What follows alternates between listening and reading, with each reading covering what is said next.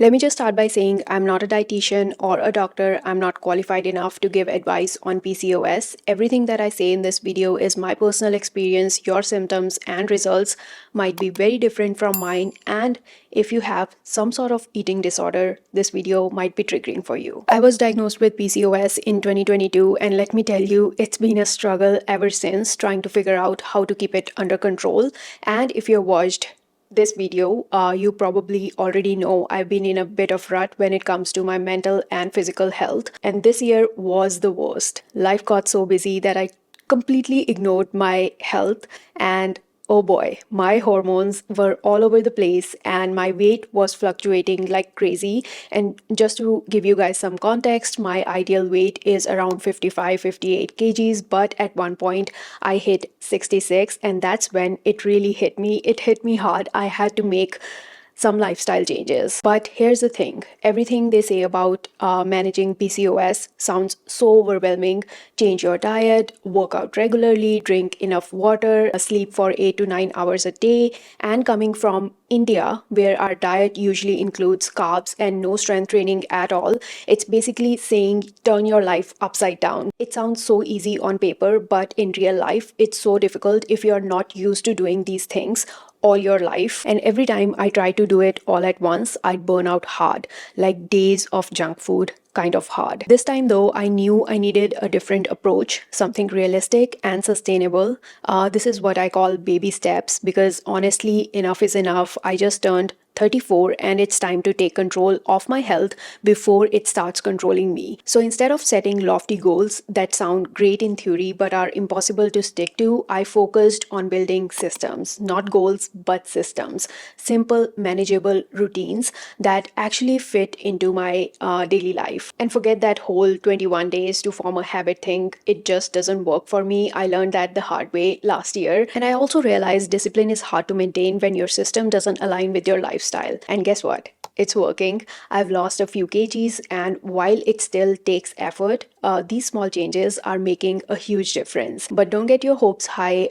This isn't an overnight fix. It's a process and requires consistency. So if you're ready to sit down and take notes, let's go through these steps one by one. If I help even one girl out there with this video, I'd be more than happy. First thing that was making me miserable was my food. My relationship with food is tricky. I realized I was so stressed with moving to this new house and everything else that I was binge eating. The thing is, when I'm stressed, I eat, and I eat a lot without even thinking what I'm putting in my body, to a point where I feel like throwing up. And that's a vicious circle. So I started researching, and one thing that really clicked was volume eating. I really liked the concept. I thought, if I'm stuffing myself with food, why not stuff it with something healthy and something that is high in volume, low in calories, something high in fiber that will make me feel fulfilled for a longer period of time. In case you don't know, volume eating is all about eating big portions of food that are low in calories but high in nutrients, fiber, and water content,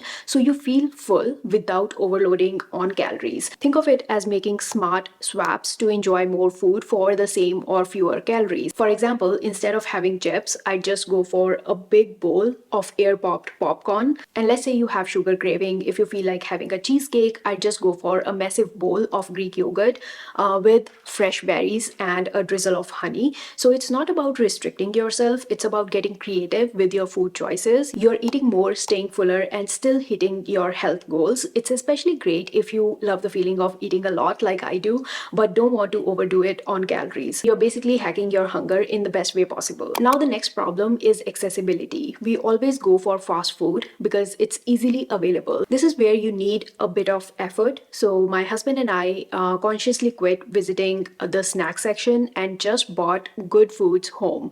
Every grocery trip has been like that. We never bring unhealthy snacks into the house. However, we have assigned one day a week for cheat meals, and that's it. We can have pizza, burger, anything we feel like having. And to make this high volume good food accessible, I take out 15 minutes from my day on a weekend and prepare a pre-chopped veggie box. It just takes 2 minutes to air fry them whenever I'm feeling hungry or have cravings. You can always Google search and find ton of examples of high volume foods, and this is something that I really want you to try in case you're struggling with conditions like PCOS, PCOD. And do let me know if you want me to make a separate dedicated video on these high volume snacks. But for the sake of this video, let's jump on to the second point. I've started doing a smoothie cleanse once a week, and it's been such a refreshing reset for my body. It's not about starving myself or anything extreme. It's more about giving my digestive system a break, and I feel much lighter, more energized every time I do it. And it's become a little self-care ritual for me. And I've also started incorporating these smoothies as my breakfast. It's super easy and keeps me full until lunch. To make it easier and fit this into my schedule, I prepare these small pouches over the weekend.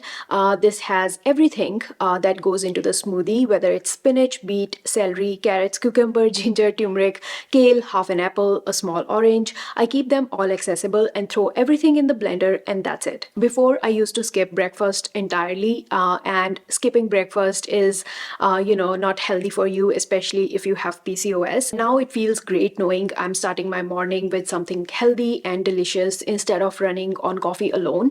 And I don't know if it's just in my head, but ever since I started drinking these smoothies, I don't get period cramps. Even if I do, they are very minimal. So whether you're into cleanses or just need an easy breakfast, I would say they are worth trying. I realized my bedtime scrolling habit was wrecking my sleep. I'd think, oh, I'll just scroll for 5 minutes, and next thing I know, an hour's gone by and I'm still glued to Instagram. And as a result, I'd wake up groggy, tired, and already stressed out about the day ahead. So I set up a rule for myself: no phone in the bedroom. But for me, when it's sleep time, my mind starts racing so fast, it's not easy for me to wind down. Between work, family, content creation, and everything else, it's really hard to switch off. And because I know myself really well, I knew I needed a replacement. So I replaced my cell phone with this iPad that has no social media apps.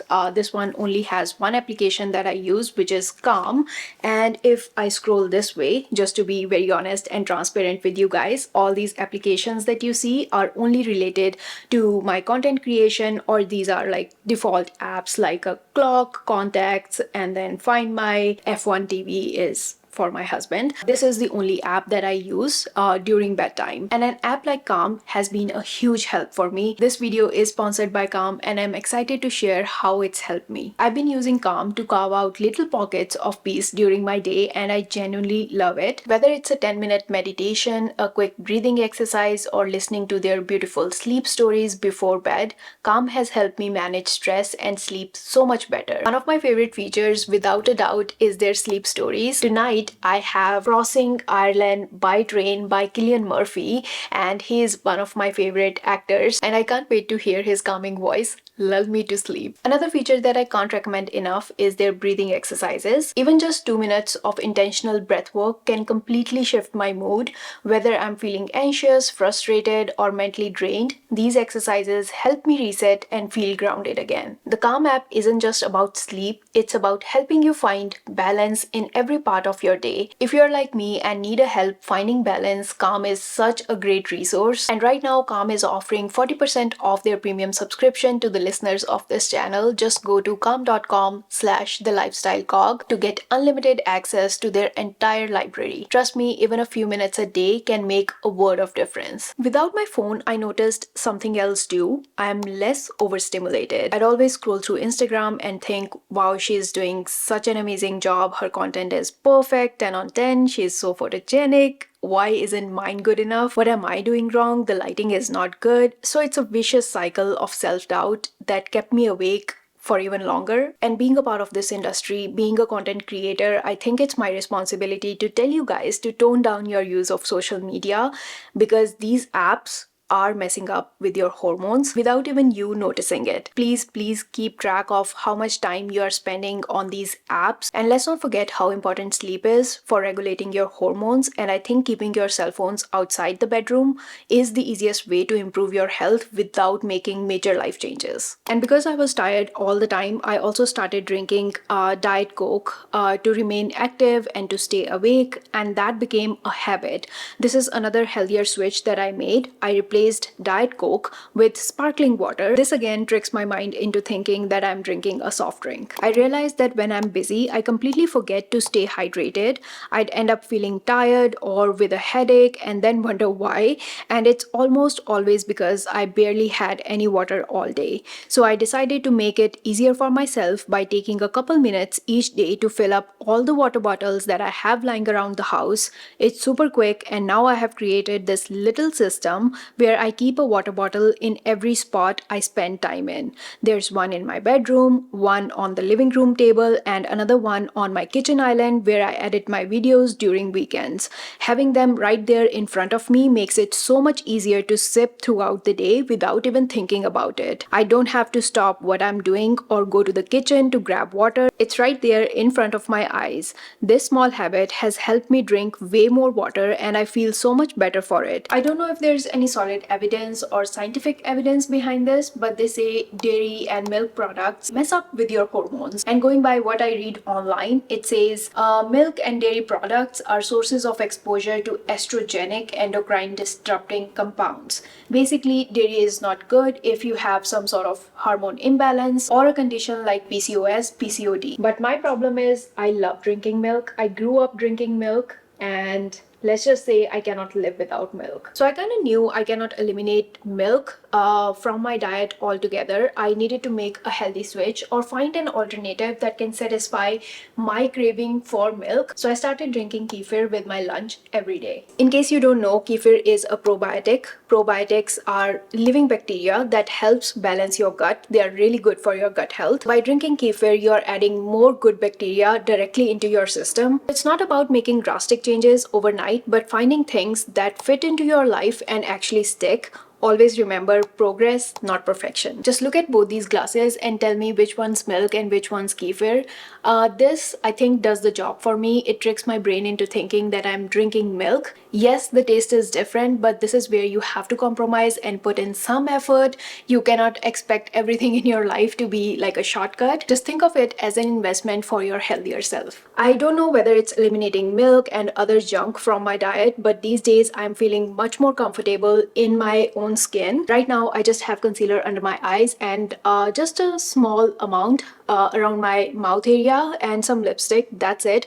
I'm not wearing anything else, no makeup at all. As you can see, my cheeks and my acne has gone down quite a bit. I cannot even tell you, ever since we moved to this house, my skin has been acting crazy, but these days I'm feeling so much better. Knock on wood. So yes, this is also something that I wanted to talk about in today's video. Cheers! So these are the things that really worked for me, and these are the lifestyle changes that I think are helping me manage my PCOS so much better. And trust me when I say this, over the past 2 years I've tried 100 other things, but none of them really worked for me, or at least with my lifestyle. And as far as other things are concerned, like my acne scars and everything, let me know if you want to see another video on what treatments I'm getting. My goal with this video was to say it's okay to take baby steps. One day these will all add up. Also, I really hope that I helped somebody out there who's struggling with this condition. And last but not least, if I don't see you guys before New Year, a very happy New Year. I hope that you are enjoying these holidays with your loved ones, and yeah, stay happy, stay healthy. I'll see you guys next year. Bye.